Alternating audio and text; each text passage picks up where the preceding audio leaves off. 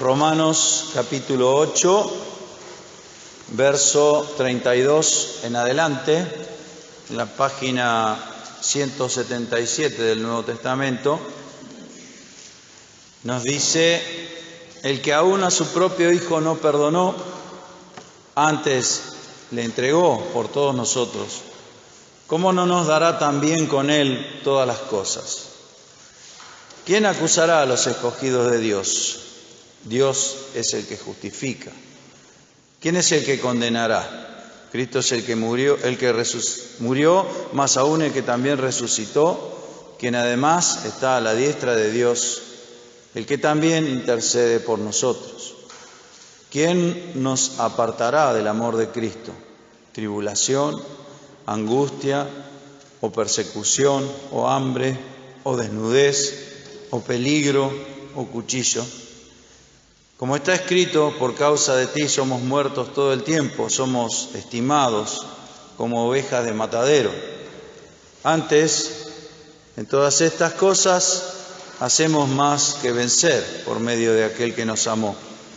Por lo cual estoy cierto que ni la muerte, ni la vida, ni ángeles, ni principados, ni potestades, ni lo presente, ni lo porvenir, ni lo alto, ni lo bajo, ni ninguna criatura nos podrá apartar del amor de Dios que es en Cristo Jesús, Señor nuestro. Quiere el Señor bendecir esta porción de su palabra que quería compartir con ustedes, ya que el verso 37 que dice, que hemos leído antes, en todas estas cosas hacemos más que vencer por medio de aquel que nos amó, es el texto, podríamos decir, el texto lema de la actividad de jóvenes y adolescentes que se está desarrollando por aquí cerca en un camping ahí del parque.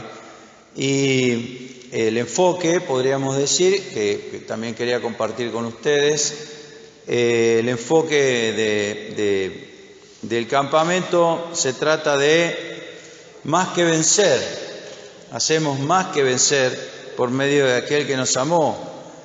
Y las clases del campamento, las diferentes divisiones que tienen, se trata de vencer por medio de la palabra de Dios, vencer por medio de la oración, vencer por la asistencia, por el acto de congregarse, así es como se define, por la asistencia a la reunión, y luego vencer por ser santos y fieles, que es lo que está en este momento desarrollándose allá en el campamento. Y quiero compartir un breve resumen de los temas tratados en el campamento, porque no atañe exclusivamente a los jóvenes, por supuesto, sino a todos los creyentes. Como decíamos allí en las clases, si uno quiere construir una mesa, no se puede hacer una mesa con una sola pata, porque es inestable y lo más seguro es que se vaya a caer, ¿no es cierto? Hablando de patas normales. Tampoco se puede hacer una mesa solamente de dos patas, porque le sucede lo mismo. Uno intenta pararla, pero tiene dos patas y se cae. Como mínimo, para mantener en pie una mesa, perdonen el ejemplo burdo que estoy dando, pero es un reflejo de lo que pasa espiritualmente, como mínimo necesitamos tres patas para hacer una mesa. Y justamente son estas tres cosas, la lectura de la palabra, la oración y la asistencia a las reuniones, que son las que mantienen, podríamos decir, en pie al creyente. Estas tres cosas tan importantes, tan sabidas, pero como todas las cosas que sabemos y que dice la palabra de Dios, no siempre son tan sencillas de experimentar. Nuestra naturaleza está apuntada a desobedecer, la naturaleza caída que tenemos todos los seres humanos, está apuntada a ir en contra siempre de la palabra de Dios. Por eso, yo no sé si a ustedes les sucede, pero nos resulta más fácil acordarnos de cualquier frase, cualquier chiste, cualquier cosa que diga la gente, y nos resulta tan difícil memorizar los textos. Parece ¿cómo puede ser que tengo memoria para esto y no tengo memoria para memorizar un texto de la Biblia? Y sí, así sucede porque es nuestra naturaleza, es siempre hay que crucificarla para que obedezca. Y gracias a Dios que los creyentes tenemos, desde que hemos creído, el Espíritu Santo, que hace que tengamos siquiera la posibilidad de obedecer. Porque, como bien dijo el apóstol, el hombre, la carne no se sujeta a la ley de Dios ni tampoco quiere. No puede ni quiere hacerlo. Así que cada vez que el Señor nos da un mandato, ese mandato o ese consejo está impregnado de la cruz de Cristo, porque bien dijo el Señor, el que quiera venir en pos de mí, tome su cruz cada día y sígame. Y como decía, comenzamos el viernes con el tema ser vencedores por medio de la palabra. Y el hecho de que nos hable de vencer, este versículo 37 de Romanos 8, indica con toda claridad que hay una lucha, porque uno no vence si no hay una confrontación. El vencer nos dice con toda claridad que hay una lucha, que va a haber una lucha para leer la palabra de Dios, va a haber una lucha para orar. Yo creo que esa es una experiencia compartida de todos los creyentes, que es difícil llevar una vida de oración porque siempre hay cosas que nos distraen. Aún las cosas lícitas, como los quehaceres domésticos, nuestro trabajo, nuestras cosas, nuestras preocupaciones, nos alejan o nos desconcentran de la lectura de la palabra y de la oración. Así que hacemos más que vencer, porque no es solo vencer, porque habla de tribulaciones, peligros, etcétera, cosas difíciles en este pasaje, pero más que vencer quiere decir que no solamente vencemos, sino que, como bien también dice en otro lugar, tomamos despojo, nos llevamos cosas, más que vencer.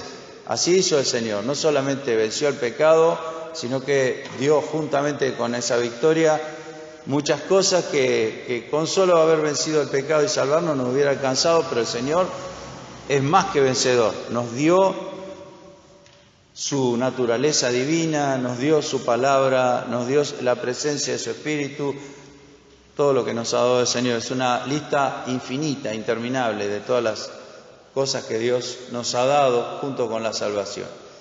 Y digamos que el pasaje más característico de aquel que vence por medio de la palabra de Dios, aunque hay muchísimos ejemplos, pero el pasaje supremo, por así decirlo, es cuando el Señor en Mateo 4, luego de ser bautizado, dice que fue llevado del Espíritu al desierto para ser tentado del diablo. Aquí vemos una confrontación y un vencedor.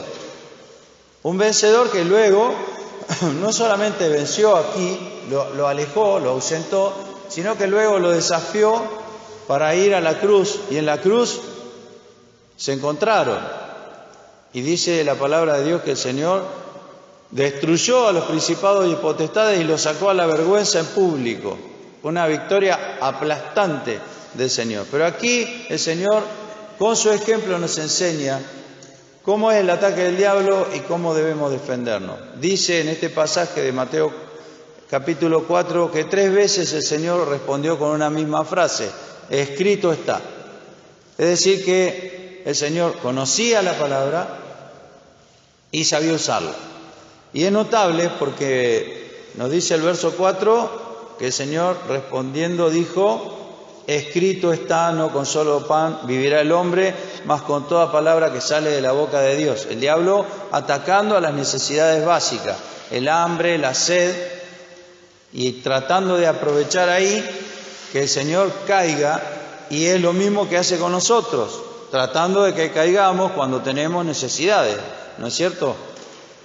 Luego, segunda tentación, verso 6 le dice: si eres hijo de Dios, échate abajo. Fíjese la frase que usa el diablo, que escrito está. Toma él la frase del Señor y viene, podríamos decirlo de esta manera, viene con la Biblia a hablarle al Señor. Y Y le cita justamente el texto: a sus ángeles mandará por ti, te alzarán en las manos para que nunca tropieces con tu pie en piedra. Y el Señor le dice, Jesús le dijo, escrito está además. Esta palabrita además es muy importante porque en las otras dos no aparece, en las otras dos escrito está no aparece. Pero aquí, como el diablo viene con la palabra a tentarlo, el Señor le agrega la palabra además. ¿Qué está queriendo decir esta palabra además?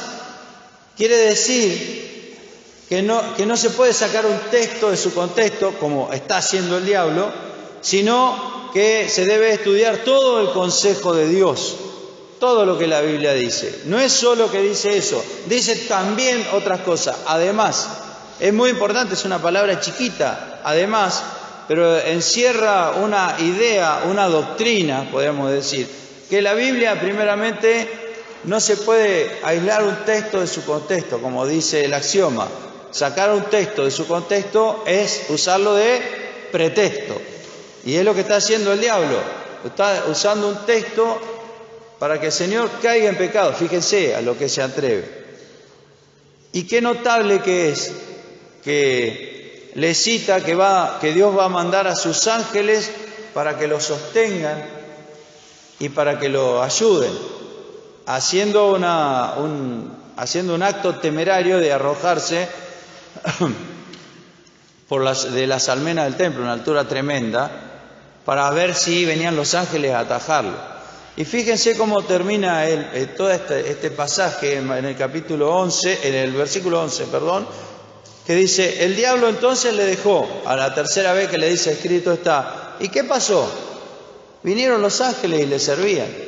Y esto también es interesante, por eso debemos conocer la palabra de Dios. Porque el Señor acá ejemplifica cómo actúa el diablo. Con Adán y Eva hizo exactamente lo mismo que quiso hacer con el Señor. Porque le dijo, sabe Dios que del día que de él comiere, hablando del fruto, ¿qué iba a pasar? ¿Qué iba a pasar? Seréis como dioses. ¿No es cierto? Así le dice el diablo.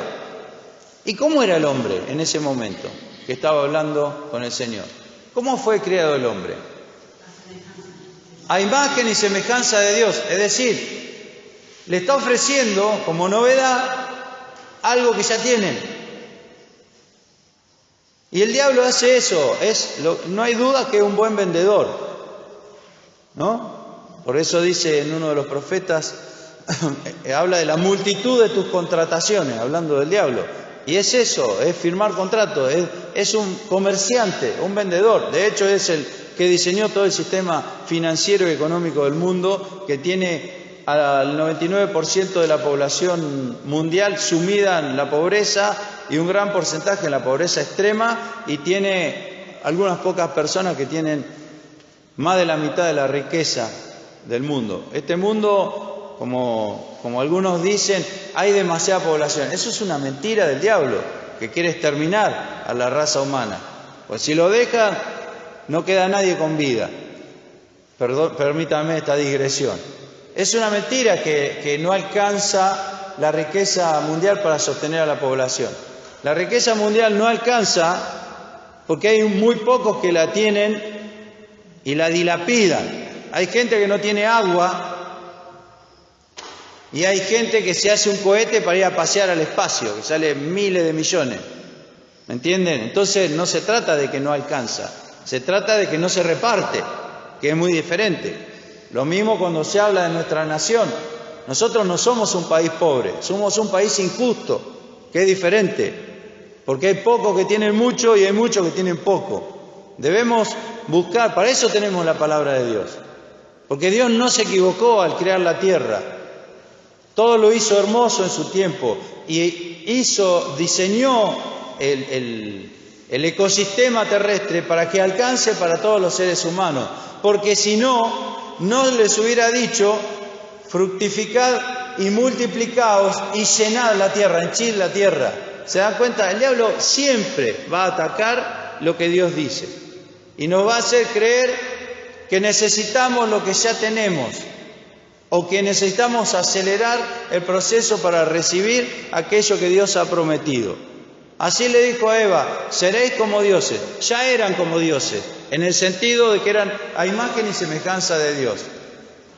Como se dice aquí en Argentina, les vendió un buzón, ¿no? Porque cayeron en pecado, desobedecieron a Dios y justamente lo primero que perdieron fue esa imagen, se decayó y se corrompió esa imagen que ellos ya tenían y fueron menos como dioses de lo que eran antes.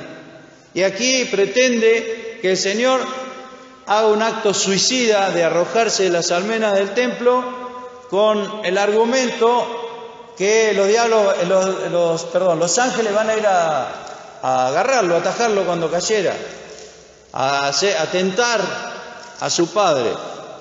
Y es notable porque el Señor lo rechaza diciendo, en otras palabras, estás aislando lo que estás citando, lo estás sacando del contexto y me querés engañar con una parte de la verdad. Es tremendo lo que intenta hacer. Y luego que el diablo se va, vienen los ángeles justamente a asistirlo. O sea que le está diciendo que va a tener algo que ya tiene, como si le quisiera vender lo que es de él.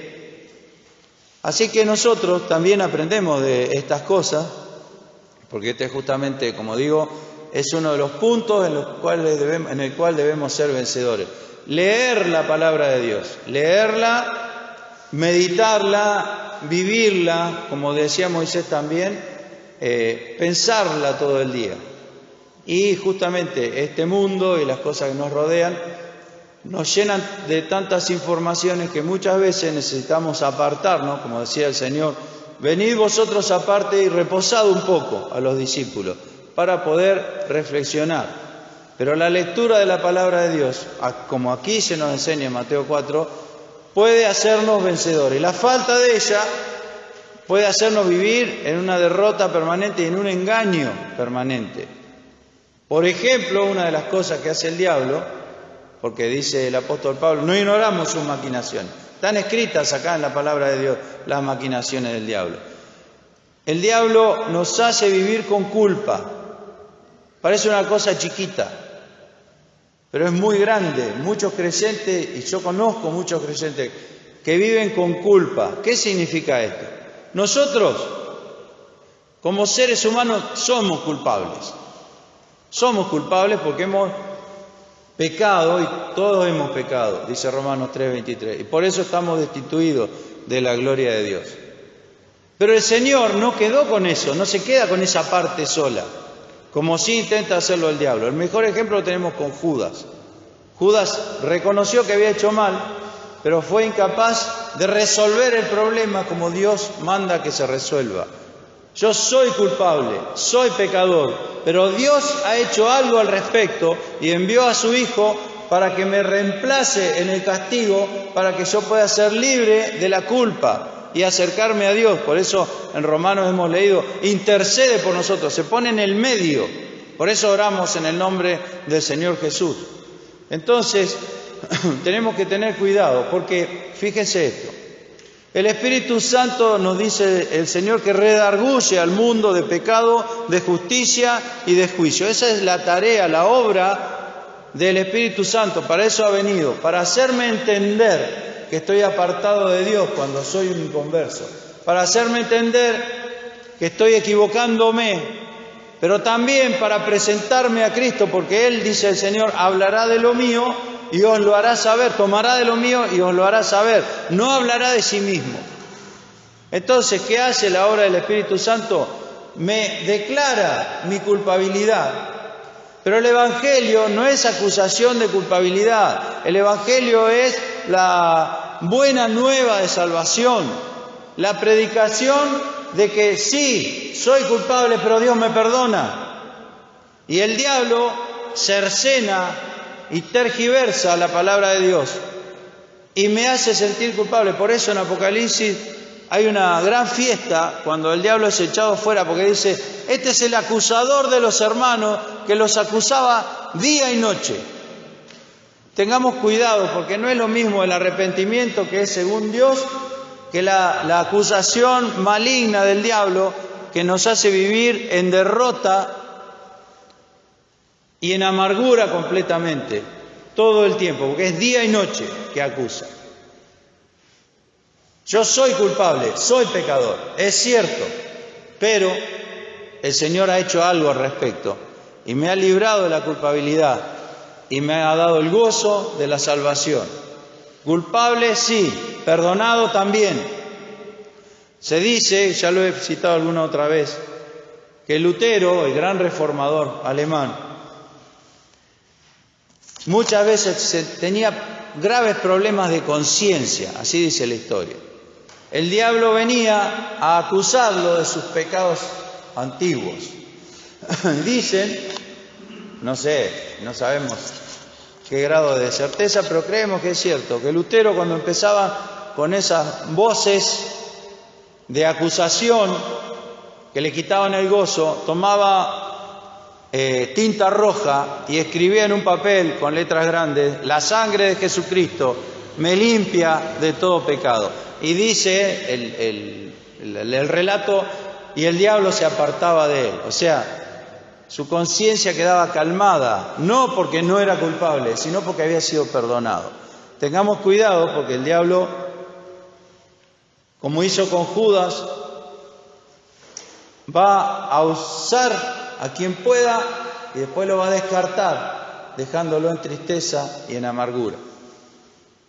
Así que, hermanos, todos sabemos que la importancia de conocer y leer la palabra de Dios, de tomarnos un tiempo, de memorizar aunque sea un versículo y meditarlo y buscar de experimentarlo. Luego, otra cosa que es importante también para vencer, como decimos, es la oración. La oración es otra arma que Dios nos ha dejado para ser vencedores. Y compartíamos con los jóvenes en el campamento. Primeramente, la oración, podemos decir, es una demostración de la vida espiritual. Recuerdan en Hechos 9 cuando se convierte Saulo de Tarso, que ha quedado ciego y está esperando que Ananías, guiado por el Señor, vaya a guiarlo en su nueva vida de converso. Pero Dios le dice que vaya y le utiliza una frase para definir qué era lo que le había pasado a Pablo. Dios le dice: he aquí, él ora. Eso demuestra que ha nacido de nuevo, eso demuestra que tiene vida espiritual. Y como ha dicho alguien, la oración es lo que determina el estado espiritual del creyente. Porque realmente la oración nos cuesta muchísimo, es más, nos cuesta más que leer la palabra de Dios, nos cuesta dedicar tiempo a la oración. A mí me cuesta enormemente porque uno tiene que estar tranquilo, tiene que estar en comunión con Dios. Y la oración no es solamente pedir y dar gracias, eso es eso, pero no es eso solamente. Porque yo, a través de la oración, fíjese cómo hacía el Señor. Él se quedaba orando. Dice, por ejemplo, para elegir a los discípulos, pasó la noche orando a Dios. Así que podríamos aplicarlo también nosotros en nuestra vida. No vamos a elegir discípulos, pero sí vamos a entender muchas cosas dentro de la iglesia si oramos a Dios, ¿no es cierto? Para reconocer dones, para tener una visión diferente de lo que es la iglesia. Si nosotros miramos la congregación, la iglesia, con ojos exclusivamente humanos, lo más probable es que no permanezcamos, porque somos lo que somos. Nos dice con toda claridad la palabra de Dios que Dios eligió no de lo mejor, eligió lo vil, menospreciado, lo que no es. ¿Todo para qué? Para poner su gloria sobre eso y avergonzar a lo que es. Así que no vamos a disculparnos con esto, porque debemos ser santos y fieles, pero debemos tener una visión de la iglesia conforme a la visión de Dios. Para eso se requiere acercarse a Dios, para que Él nos comparta su visión. Es difícil esto, es difícil, porque cuando surge algún inconveniente, o cuando ofendemos, o cuando nos ofende, porque ambas cosas son son feas. Nos cuesta ver la iglesia, ver a los creyentes desde esa óptica. Pero no olvidemos lo que hemos leído en Romanos 8. Nada nos puede apartar del amor de Dios que es en Cristo Jesús. Ni tribulación, ni angustia, ni persecución, digamos las cosas feas que nos pasan, pero tampoco no hay ningún ser, ni humano, ni angelical, ni demoníaco, que pueda mermar el amor de Dios, el amor que Él nos tiene. Entonces, confiemos en esto. Y justamente, miren, les voy a compartir, miren en Génesis capítulo 16. Porque, bueno, teníamos clase con adolescentes chicos, podríamos decir, y lo importante cuando vemos estas cosas, sobre todo con los chicos, es dar algún ejemplo práctico, ¿no es cierto? Fíjense la historia de Agar e Ismael. Dice que Agar era la sierva egipcia de Sara. Había pasado muchos años, Dios le había prometido a Abraham darle descendencia, pero dice que Sara, mujer de Abraham, o Sarai, todavía no se llama Sara, no le paría y ella tenía una sierva egipcia que se llamaba Agar. Conocemos esta historia. Se le ocurre la idea, Abraham tenía 86 años y Sara tenía 76 años, eran dos ancianos, y se le ocurre la idea, como ya había pasado tanto tiempo, de que Abraham embarazara a su sierva,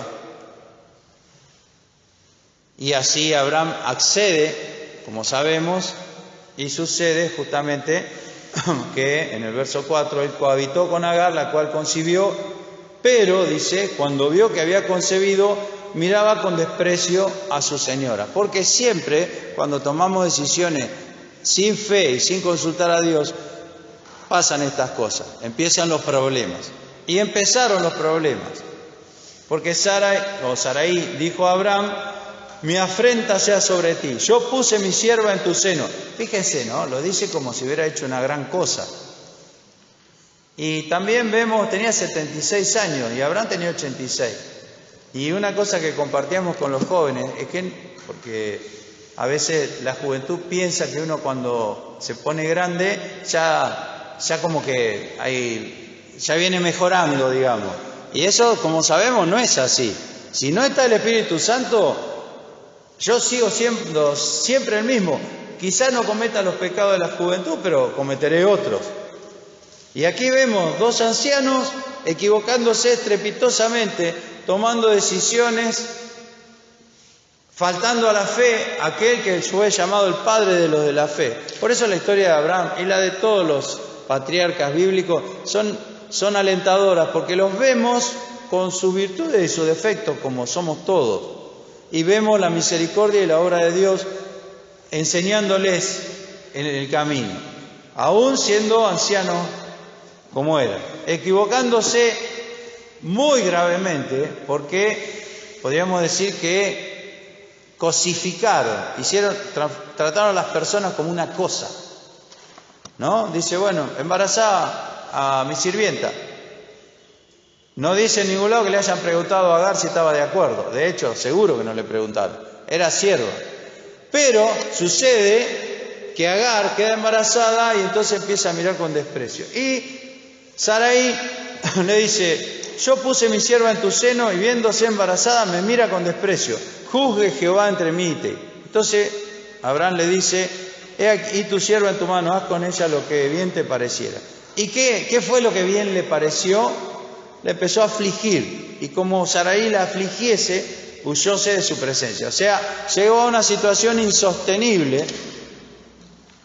Y pensemos en esto, eso es una familia de creyentes. Los creyentes están haciendo eso. Abraham era un siervo de Dios y su esposa lo seguía y creía en Dios. Y están haciendo esto. Siempre vemos la historia, que está bien, desde el punto de vista de Abraham y Sara, pero pensemos en Agar y en Ismael.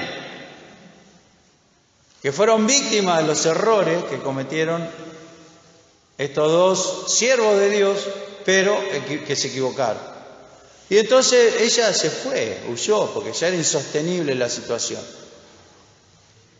Y dice el verso 7, y hallóla el ángel de Jehová junto a una fuente de agua en el desierto, junto a la fuente que está en el camino del sur. Y le dijo, Agar, sierva de Sarai, ¿de dónde vienes tú y a dónde vas? Y ella respondió, huyo de delante de Sarai mi señora. Miren lo que le dice el ángel. Díjole el ángel de Jehová, vuélvete a tu señora y ponte sumisa bajo de su mano. Díjole también el ángel de Jehová, multiplicaré tanto tu linaje que no será contado a causa de la muchedumbre. La hace volver, y la hace volver, y le dice, ponte sumisa, deja de mirarla con desprecio, ¿no? Una cosa así, ponte sumisa bajo su mano. Y le dice en el verso 11, díjole aún el ángel de Jehová, he aquí que has concebido y parirás un hijo y llamarás su nombre Ismael, que significa Dios oirá o oído de Dios, o oído por Dios o escuchado por Dios, porque oído ha Jehová tu aflicción. Y él será hombre fiero, su mano contra todos y las manos de todos contra él y delante de todos sus hermanos habitará. O sea que Dios podríamos decir, no descartó lo que le había pasado, ha escuchado su aflicción, pero también tiene un plan para Ismael. Entonces vuelve y se sujeta a Sarai y nace el niño Ismael y pasan 14 años en donde Ismael es criado por Abraham y es enseñado en la fe por Abraham. Y parecía que iba todo bien hasta que aparece Dios nuevamente, ya siendo de 99 años y de 89 Sara o Sarai, y le dice, vas a tener un hijo. Sara va a tener un hijo. Conocemos la historia, ese hijo se termina llamando él reirá o Isaac, porque Sara dice, a esta edad voy a tener un hijo. Ya sabemos cómo es la historia y nace el niño. Y en el capítulo 21 de Génesis, verso 6, vamos a leer el 5 para recordar. Génesis 21:5 dice, era Abraham de 100 años cuando le nació Isaac su hijo. Entonces dijo Sara, Dios me ha hecho reír y cualquiera que lo oyere se reirá conmigo. Por eso le pusieron Isaac, que significa reirá. Y añadió, ¿quién dijera a Abraham que Sara había de dar de mamar a hijo? Pues que le ha parido un hijo en su vejez. Y creció el niño y fue destetado e hizo Abraham gran banquete el día que fue destetado Isaac. Como sabemos, el niño destetado, digamos, no es su mejor día. La fiesta la hacen los padres porque el niño ha crecido por la misericordia de Dios. Pero para el niño destetado es un día de dolor, porque su madre lo separa. Ya sabemos, los que somos padres hemos experimentado eso, que el niño por lo menos una semana anda lloriqueando detrás de su madre. Su madre sufre y muchas veces es vencida por el llanto del niño y le vuelve a dar la teta y no, ya sabemos cómo es, lo que hemos tenido niños pequeños, ha pasado eso. Entonces el niño estaba triste y lloraba, por supuesto, porque su madre ya no se acercaba a él para alimentarlo, sino que tenía que ser alimentado con vianda sólida, como dice también en el Nuevo Testamento. Y entonces este adolescente, Ismael, dice que en el verso 9, vio Sara al hijo de Agar la egipcia, el cual había parido a Abraham, que se burlaba del chiquito, de su hermanito chiquito. Por tanto dijo Abraham, echa a esta sierva y a su hijo, que el hijo de esta sierva no ha de heredar con mi hijo, con Isaac. Fíjese otra vez Sara con esa decisión. Y se ve que a pesar de la edad, todavía seguía siguiendo impulsos así repentinos, porque se enojó cuando lo vio al chico, 14 años tenía, que se burlaba y dice, bueno, echalo a los dos de casa.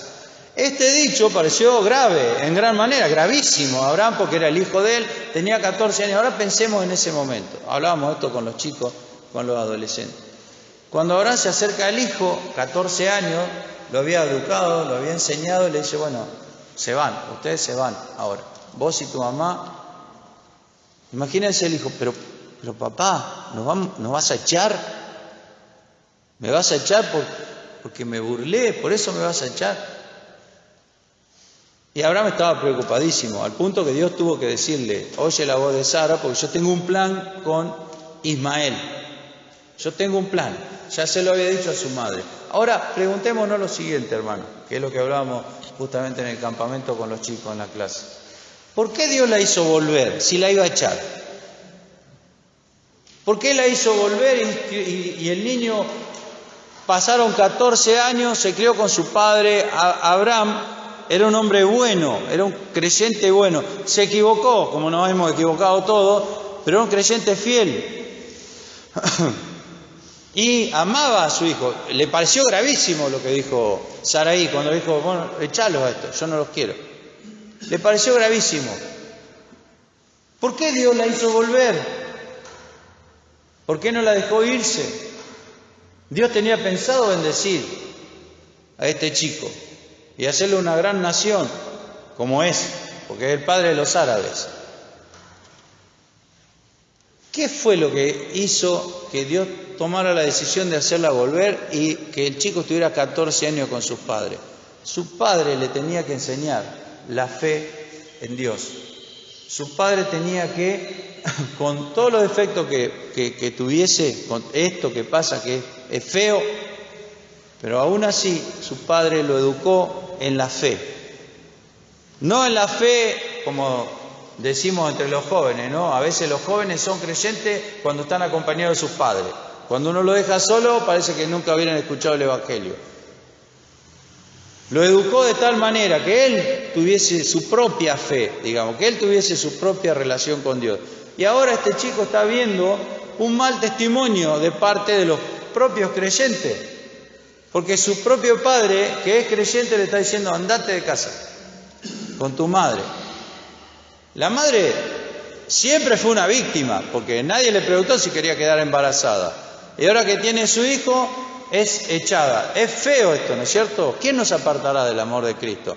Tribulación, persecución, decía Pablo. Pero aquí tenemos un ejemplo que trasciende la miseria humana, el error humano, el error y el mal testimonio de los creyentes. Debemos confiar en Dios. Debemos confiar en Dios. Porque miren lo que pasa.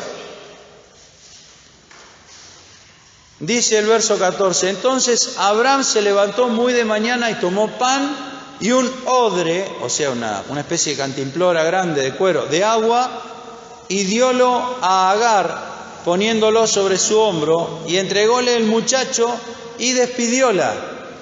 Y ella partió. ¿Y a dónde iba? Y no había lugar donde ir. Andaba errante por el desierto de Beerseba, ahí en Judá, en el sur de Israel. Tremendo desierto, una zona muy grande, desértica. Y andaba errante porque ¿dónde iba a ir? Ni se imaginaban ellos que le iba a pasar eso. Así que iban la madre y el jovencito de 14 años errantes por el desierto. Ahora, Dios había dicho algo. Dios había dicho que ese iba a ser un hombre fiero. Estaba leyendo en hebreo qué quiere decir ese, va a ser un hombre fiero. Y la expresión hebrea va a ser un asno montés, es decir, alguien indomable. Eso significa fiero, alguien indomable. Por eso dice su mano contra los otros y la mano de los otros contra él. Una persona difícil de vencer. Fijémonos su descendencia, los árabes, y nos vamos a dar cuenta de dónde viene la sangre de los árabes. Así, porque vio a Ismael y vio a su descendencia. Entonces, salen y van por el desierto, están en tribulación y angustia. Y el chico, ¿qué pasaría por la mente del jovencito este? Y van y le falta el agua y se empiezan literal a morir de sed.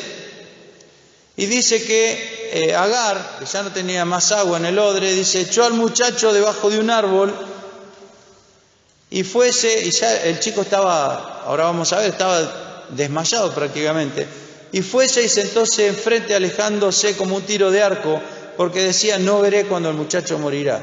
Y sentóse enfrente y alzó su voz y lloró. Lloró por... ¿Cómo no llorar? ¿No es cierto? Por todo lo que le estaba pasando. ¿Por qué, Dios, me estás permitiendo esto? Aparte estaban las promesas. Pero en estos momentos, cuando nos pasan cosas por el estilo, las promesas nos cuesta recordarlas. Tenemos que hacer un ejercicio mental para traerlas a la memoria y ponerlas en el corazón. ¿Por qué, Señor, me estás abandonando de semejante manera? ¿Dios la estaba abandonando? No. No, porque nada ni nadie nos puede apartar del amor de Dios que es en Cristo Jesús. Fíjese lo que dice el versículo 17. Oyó Dios la voz del muchacho, ahí, agonizando. La madre lo deja: no lo quiero ver morir. Ya había aflojado completamente su fuerza, estaba tirado debajo de un árbol en el desierto, no había agua. Por lo menos ellos en su desesperación y en su amargura no veían el agua. Y dice que el muchacho, aún con sus últimos alientos, oró al Señor y el Señor lo escuchó. Porque Dios tenía un plan y sabía por qué les estaba permitiendo pasar esta tribulación. Y el ángel de Dios llamó a Agar. El chico oró. Ella dice que alzó su voz y lloró, pero el muchacho oraba. Y el ángel de Dios llamó a Agar desde el cielo y le dijo: ¿qué tienes, Agar? No temas, porque ¿Dios ha oído tu oración? No, eso se lo dijo antes. Ha escuchado Jehová tu aflicción. Dios ha oído la voz del muchacho en donde está. Está orando, está muriéndose, pero está orando. Entonces pensemos, ¿por qué Dios le hizo volver? Ve y ponte sumisa debajo de la mano de tu señora. Tuvo que humillarse. Pero esos 14 años que el chico estuvo en contacto con su padre Abraham, el chico aprendió que en los momentos de tribulación, utilizando la descripción que hace Lucas del Señor Jesús, estando en agonía, oraba más intensamente. Este chico está agonizando y está orando, y Dios, viene el ángel de Dios y le dice: he escuchado la voz del muchacho, he escuchado la oración de este chico y he venido. Dios tenía un plan, por supuesto, pero aquí se nos muestra que los planes de Dios van más allá de las voluntades humanas, de las miserias humanas, porque veamos lo que le pasó a Agar y a Ismael. Y le pasó en la casa de un creyente. Y Dios igual tenía un plan, igual bendijo, igual como le había prometido: en tu simiente serán benditas todas las naciones de la tierra. Y también multiplicó la descendencia de Ismael. Levántate, fíjense cómo estaba el chico. Levántate, alza al muchacho y hácele de tu mano, llévalo de la mano, porque en gran gente lo tengo de poner. Entonces abrió Dios sus ojos y vio una fuente de agua, y fue lleno el odre de agua y dio de beber al muchacho. Fíjense lo que produjo la oración de este chico. Por otro lado, estaban cerca del agua, pero el dolor y la tribulación y el sufrimiento les cegaban los ojos y no veían la solución ahí cerquita como la tenía. Dios le abrió los ojos y ella fue, le dio agua, y dice que fue Dios con el muchacho y creció y habitó en el desierto y fue tirador de arco. Habitó en el desierto, fíjese, el desierto significaba la muerte para él en ese momento. Sin embargo, este hombre era un hombre fiero, era indomable, y aquello que lo había querido matar, que era el desierto, se transformó en el lugar donde él habitaba y dominó ese desierto y fue dueño de ese desierto. Y por otro lado, a pesar de todos los sufrimientos y de todas las tribulaciones que ellos pasaron en estos momentos, a pesar de eso, fíjense la experiencia de Agar, porque Agar, que era una sierva y lo iba a seguir siendo hasta el día de su muerte, si permanecía en la casa de Abraham, Agar se transformó en una reina. Y este muchacho fue el príncipe de toda una generación. Luego se casó con la al revés. Esaú se casó con su hija y por eso es que los árabes descienden de Ismael y descienden de Esaú. Siempre estuvieron emparentados con los descendientes de Israel. Emparentados y peleados, ¿no? Muchas veces. Así que vemos la importancia, primeramente, de recordar las promesas de Dios, de entender la palabra de Dios, pero la importancia de la oración, decíamos con los chicos, la oración de salvación, una sola oración te puede salvar eternamente, porque así ha sucedido con aquellos que hemos recibido a Cristo. La lectura de la palabra, la fe en la palabra y la oración. Aquí tenemos un ejemplo cabal. Este chico había recibido malos ejemplos. Este chico estaba pasando un momento extremo, límite en su vida. Y con su último aliento dijo una oración al Señor y vino un ángel de Dios y lo salvó. Dios ya lo tenía planeado, obviamente. Y Dios también tenía planeado lo que iba a pasar con Ismael. Y tenía planeado también lo que iba a pasar con Isaac. Pero si no hubiera sido porque su padre, a pesar de los defectos que tuvo para con él, si no hubiera sido porque le enseñó a orar, esta historia no la estaríamos contando. La lectura de la palabra y la oración. Ya se ha pasado el tiempo, pero vamos a terminar, hermanos, leyendo para terminar, hablando de la asistencia a la casa de Dios. En el estudio compartíamos el Salmo 84, que entre otros versículos que habla sobre la asistencia a la casa de Dios, dice: codicia y ardientemente desea mi alma los atrios de la casa de Jehová. Una experiencia admirable, ¿no es cierto? Codicia y desea ardientemente mi alma los atrios de la casa de Jehová. Y el Salmo 27, verso 4, dice, porque hay muchos salmos que hablan sobre la asistencia a la casa de Dios. También el 122, yo me alegré con lo que me decían: a la casa de Jehová iremos. Pero aquí dice: una cosa he demandado a Jehová, esta buscaré. Fíjense los dos aspectos de esta frase. Yo le estoy pidiendo a Dios que nada me impida venir a la casa de Dios. Pero también, cuando Dios me permite venir a la casa de Dios, corresponde que yo actúe de una manera, porque dice: le he pedido a Dios y la busco. Esta buscaré. Porque muchas veces podemos venir a la casa de Dios y no lo hacemos, no lo buscamos. Es una oración que tiene dos aspectos. Uno es la parte de Dios y la otra es la parte mía. Una cosa he demandado a Jehová, esta buscaré, que esté yo en la casa de Jehová todos los días de mi vida, para contemplar. Fíjense, con el asunto, el tema de la presencia nuestra en la casa de Dios, sucede parecido a lo que sucede cuando se habla de la alabanza a Dios. Ustedes van a ver que cada vez que se dice o se invita a alabar a Dios, la frase sigue con la palabra porque. Alabad a Jehová porque es bueno, porque para siempre es su misericordia. ¿Por qué? Porque si no, se transforma en algo hueco y en algo vacío. Yo tengo que hacer memoria, y es un ejercicio que a veces nos cuesta, porque como dije al principio, por ahí nuestra carne se rehúsa. Tengo que hacer memoria de las bendiciones de Dios. Y cuando hago memoria y recuerdo, aparece el porqué y aparece la alabanza. Si no, la alabanza se transforma en algo vacío. Sin duda que hay que alabar a Dios, eso lo manda la Biblia desde el principio a fin, pero siempre está seguido la palabra porque, pues yo tengo que ver la razón de por qué tengo que alabar a Dios en mi vida, por lo que ha hecho en mi vida. Si no lo veo, no alabo, por lo menos no lo hago de corazón. Canto, porque me gustará la música, pero falta esa reflexión interna de donde surge la alabanza, de corazón.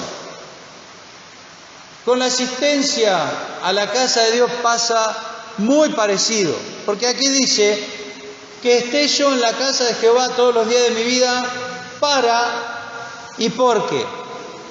para contemplar la hermosura de Jehová y para inquirir en su templo. Inquirir significa observar detenidamente. Literalmente la palabra que utiliza, que se traduce inquirir, significa revolver. Revolver, como buscar algo que está atesorado. Entonces yo empiezo a revolver, a buscar con todo interés. Que esté yo en la casa en la casa de Jehová todos los días de mi vida para contemplar la hermosura de Jehová y para inquirir en su templo, porque Él me esconderá en su tabernáculo en el día del mal, ocultaráme en lo reservado de su pabellón, pondráme en alto sobre una roca. Y luego, ahí vuelve otra vez, Romanos 8:37, somos más que vencedores. Y luego ensalzará mi cabeza sobre mis enemigos, en derredor de mí yo sacrificaré en su tabernáculo, sacrificio de júbilo, cantaré y salmearé a Jehová. Ya se ha ido la hora y estoy resumiendo 3 días de campamento, así que discúlpenme, pero pensemos en la importancia, en el deseo de venir a la casa de Dios. Porque si bien se puede orar en la casa, se puede y se debe, y leer la palabra de Dios, aquí venimos a contemplar la hermosura de Jehová y a inquirir, a revisar, a entender. Y también venimos porque el Señor nos esconde, tenemos comunión con Él. Y también ahí nos está hablando de la oración, porque Él me esconderá en su tabernáculo en el día del mal, ocultaráme en lo reservado de su pabellón. Hermanos, vamos a terminar acá, pero pensemos en esto. Estas 3 patas sobre las cuales se apoya la vida cristiana, estas 3 acciones, estas 3 demandas de Dios: la lectura de la palabra y su entendimiento y su reflexión, la lectura de la palabra, la oración y la asistencia a las reuniones. Tan sencillo, es la costumbre que tenemos, pero esa costumbre debe estar impregnada del Espíritu, si no se transforma en una mera formalidad, en un mero conocimiento, que si bien debemos tenerlo, lo más importante es que ese conocimiento se nos haga vida en nuestro interior. Días pasados me decía una hermana de otro lado que nosotros somos muy formales en la iglesia. No, las reuniones de jóvenes con tanta formalidad. O sea, hacía una especie de crítica que yo se la acepté en el sentido de que uno tiene que examinarlo todo y retener lo bueno. Es cierto que somos formales, es cierto que somos formales. Uno ve otras iglesias y son más, podríamos utilizar la palabra más descontracturadas. Pero ahí tenemos que hacer una reflexión profunda, hermano, y no confundirnos, porque esto corre como un reguero. Esto que son muy formales y son demasiado estructurados, como que Dios no tiene libertad para moverse entre nosotros. Y miren, yo les digo una cosa. Nosotros, viéndolo desde ese punto de vista, estamos cometiendo un gravísimo error. ¿Cuál es el grave error? Permítanme hacer este ejemplo. Nosotros estamos discutiendo qué tipo de guante se usa. ¿Qué quiero decir con esto? No me gusta este guante, entonces este es un guante de cuero, entonces uso uno de lana. Pero ¿qué es lo importante de un guante? ¿Cuál es la parte importante del guante? La mano que está metida adentro y que hace que el guante tenga vida. Entonces no tenemos que discutir el color y del tipo de guante, que eso serían las formas, sino del espíritu que está detrás de las formas. Y entonces, digamos esto, las formas empiezan a tener un papel secundario ante la importancia del espíritu con que se hacen las cosas. Si está el Espíritu de Dios detrás de todo lo que hacemos, las cosas salen bien, sea la forma que tengan, sea cual sea el guante. Porque pensemos en esto, podemos colgar 100 guantes de un cordel y eso no les va a dar vida, solamente va a tener vida. Permítame este ejemplo porque así es como lo entendí yo. Si está la mano metida dentro del guante y eso le da movimiento y hace que el guante haga muchas cosas. Entonces, sí puede haber un guante para determinada cosa y otro para otra. Pero si no tiene la mano adentro, estamos discutiendo sobre qué guante usar sin vida adentro. Y con la forma de las reuniones y que se ora y que se canta y que son siempre los mismos himnos y siempre los mismos coritos. Si está el Espíritu de Dios, eso va a ser una cosa de importancia secundaria. Y por contrario, hagamos los cambios que hagamos, reformemos todo. Si no está el Espíritu de Dios, lo único que vamos a hacer es vamos a poner otro guante vacío. Espero que me entiendan, hermanos, lo que quiero decir. No se trata de cambiar las formas, se trata, si hubiese una falencia, se trata de llenarla del Espíritu de Dios, que es lo que más importa, que es lo que le da la forma a las formas. Y cuando está lleno, cuando está Dios presente, las formas pasan a tener un papel secundario. No es que no importe, pero porque hay que ser respetuoso, reverente, pero empieza a tener un papel secundario porque lo importante es que esté Dios presente. Y eso nos lleva al pensamiento que si Dios está presente, no hace falta cambiar nada, porque Dios está presente. ¿Me entienden? Es muy fácil ver, no, acá lo que habría que hacer es me lo dijeron, los predicadores tendrían que dejar de usar saco y corbata. ¿Qué importa? ¿Qué importa? ¿Qué importa? ¿Qué importancia tiene? No, los jóvenes, ¿qué se lo va a dejar libre a los jóvenes? Sin guía.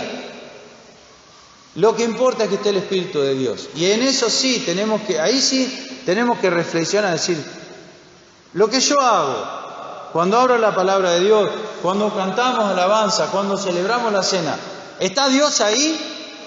Si está Dios ahí, seguramente Él nos irá guiando si hay que hacer algún cambio, pero las formas van a tener el lugar que les corresponde, no primero. Porque la discusión a veces entre congregaciones es cómo hacemos las cosas hacia afuera. Y la preocupación nuestra debe ser si Dios está presente en todas las cosas que hacemos. Si Dios está presente donde está el Espíritu de Dios, allí hay libertad. Las formas empiezan a acomodarse a la voluntad de Dios que está allí presente. Entonces, hermano, le digo porque tuve una conversación de este tenor con una hermana y reflexioné, porque uno tiene que examinarlo todo y retener lo bueno. Y a mí me parece que si Dios está presente, las formas van a ser secundarias, no va a hacer falta cambiar nada. Si Dios está presente, si Dios está presente, ¿me entiende? Ahora, si Dios no está presente, todo se transforma en religión, todo se transforma en formalidad, todo se transforma en un guante vacío, en un guante que no tiene la mano adentro. Pensemos en esto, hermano. Quiera el Señor bendecirnos. Discúlpeme, se fue la hora porque tenía que resumir el campamento, pero espero que el Señor quiera bendecirnos.